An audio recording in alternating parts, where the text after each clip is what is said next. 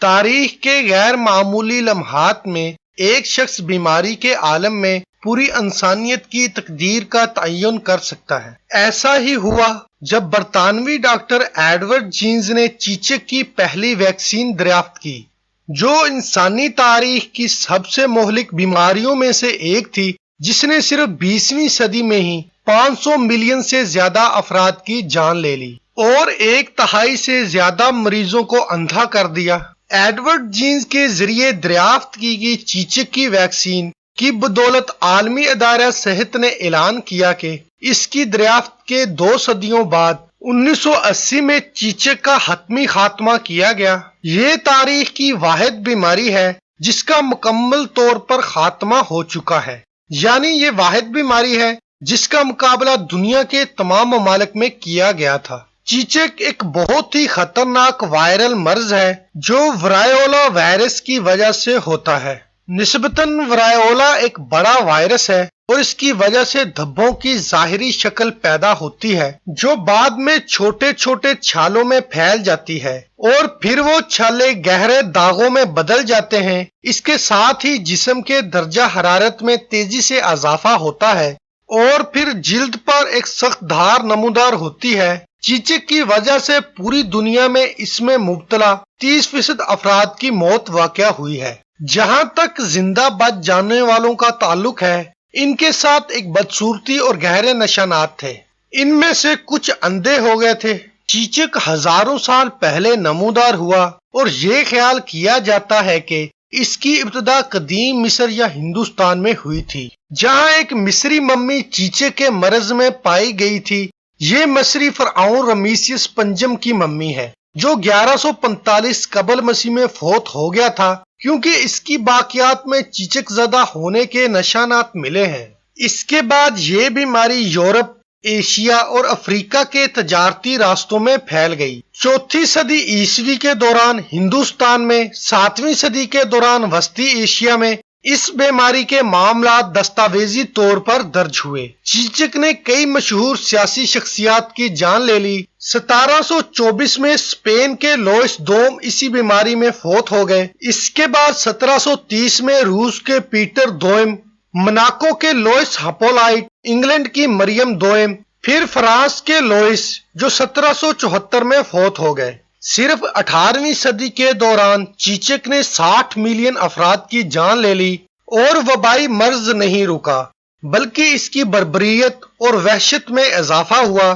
20ویں صدی میں اس نے دنیا بھر میں 300 ملین افراد کی جان لے لی تھی اور بہت سے معاملات میں چیچک نے سلطنتوں کے خاتمے میں کردار ادا کیا، جیسے ازٹیک اسٹیٹ موجودہ میکسیکو۔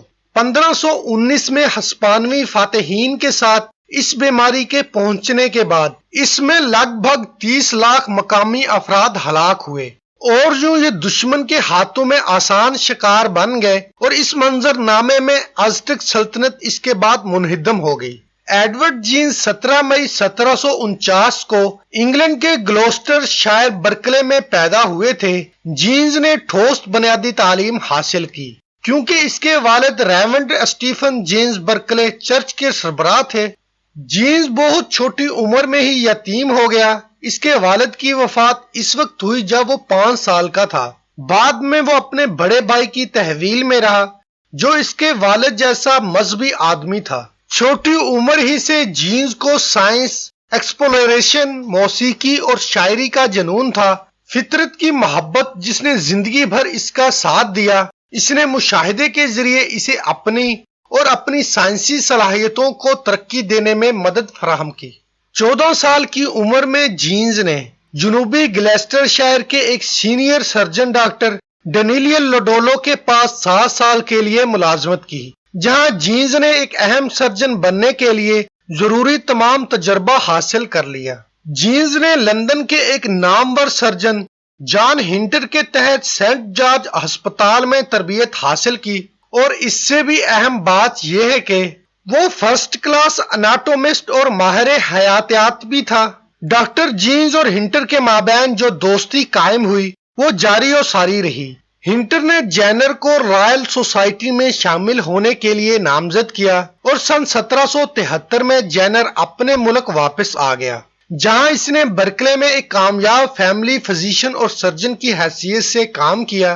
ایک دن جینر گائے کے فارم پر چل رہا تھا۔ وہاں ایک گائے کی ماہر سارا نیلیمز نے اسے بتایا کہ اس نے کاؤ پاکس کا مشاہدہ کیا ہے۔ میں اس چیچک کو ڈھونڈ نہیں پا رہی جو انسانوں کو متاثر کرتا ہے۔ جینر نے سارا کی باتوں کو سنجیدگی سے لیا اور پچھلے کاؤ پاکس انفیکشن اور انسانوں میں چیچک سے استثنا کے مابین تعلقات پر اپنی وسیع تحقیق کا آغاز کیا۔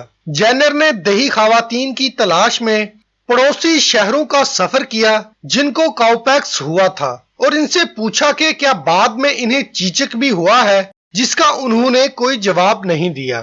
جینر نے دیکھا کہ جو لڑکیاں گائے کے فارم پر کام کرتی ہیں ان کے ہاتھوں پر چھالے پڑے ہیں، اور جینر نے یہ نتیجہ اخذ کیا کہ یہ ان چھالوں کے اندر جو پیپ ہے جس نے لڑکیوں کو کسی بھی طرح چیچک کا شکار ہونے سے بچایا ہے۔ جینر نے 15 مئی 1796 کو اپنے نظریے کو جانچنے کا فیصلہ کیا۔ در حقیقت اس نے سارا کے ہاتھ سے نکالا ہوا پیپ لیا اور اس کے پیپ کو اپنے نوکر کے بیٹے جیمز فلپس کے ہاتھ میں لگایا اور کچھ دن کے عرصے میں اس عمل کو دوبارہ دہرایا، اور ہر دن اس نے آہستہ آہستہ لڑکے کے جسم میں داخل ہونے والی پیپ کی مقدار میں اضافہ کیا۔ اس کے بعد بچے کے جسم کو ایک انتہائی خطرناک اقدام میں چیچک لگایا گیا تھا۔ یہ تجربہ ناکام ہو سکتا تھا اور چھوٹے بچے میں چھالے پیدا ہو سکتے تھے، اور پھر اس نے چیچک کی ایک پیچیدگی کے طور پر اندھا ہو جانا تھا، لیکن ایسا نہیں ہوا۔ پہلے فلپس کا جسم کچھ دنوں کے لیے بہت بیمار ہو گیا، اس کا درجہ حرارت بڑھ گیا اور ٹیکے لگانے کی جگہ پر سرخ دھبے نمودار ہوئے، لیکن وہ غائب ہو گئے۔ پھر بچہ بغیر کسی ضمنی اثرات کے 6 ہفتوں کے بعد مکمل طور پر ٹھیک ہو گیا۔ لہٰذا جینر کے حیرت انگیز تجربے کی کامیابی اور دنیا کی تاریخ کو بدلنے والے ویکسین کا سفر شروع ہوا۔ برطانوی طبی طبقہ اس حقیقت کو قبول نہیں کر سکتا تھا کیونکہ ایک دیہی ڈاکٹر برکلے نے اس کی دریافت کی تھی۔ جینر جب اپنی ویکسین لندن لائے تو انہیں عوامی طور پر رسوا کیا گیا۔ جینر کی دریافت کی مخالفت صرف معالجین تک ہی محدود نہیں تھی، کیونکہ ان میں عالم دین اور فلسفی بھی شامل تھے، جن میں مشہور فلسفی امانوئل کانت بھی شامل تھا۔ کانت نے ویکسینیشن کی شدید مخالفت کی کیونکہ اسے ویکسین کے تجربے میں ایک بہت بڑا خطرہ نظر آیا، لہٰذا اگر اس کا تجربہ کچھ معاملات میں کامیاب ہو گیا تو اس کی ضمانت کیا ہے یہ ناکام نہیں ہوگی۔ آخر میں کامیابی کے لیے بہت درستگی درکار ہے۔ مثال کے طور پر انفیکشن کے صرف 7 دن کے اندر کاؤ پاکس پیپ کے نمونے لینے چاہیے، ورنہ تجربہ کامیاب نہیں ہوگا۔ لیکن جینر کی دریافت کو نظر انداز کرنے کے لیے بہت بڑی بات تھی۔ آخر میں سب نے چیچک کی ویکسین کی اہمیت کو تسلیم کیا جو دنیا کو بدل دے گی۔ اس پر 22 سے زیادہ مقدمات چلائے جانے کے بعد 1840 کے دوران برطانوی حکومت نے جینر ویکسین کے علاوہ چیچک کے خلاف کسی بھی طرح کے علاج پر پابندی عائد کر دی۔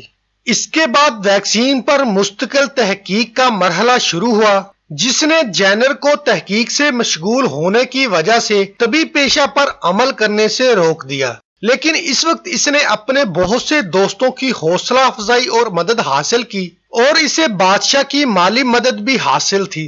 جینر کو ویکسین پر اپنی تحقیق کے لیے 1802 میں 10,000 پاؤنڈ کی گرانٹ دی گئی تھی، اور اسی سال وہ امریکی academy of science and arts میں American academy of science and arts میں غیر ملکی کے طور پر اعزازی ممبر منتخب ہوئے، اور Royal Swedish academy of science میں بھی 1806 اور 1807 کے دوران انہیں مزید 20,000 پاؤنڈ سے نوازا گیا۔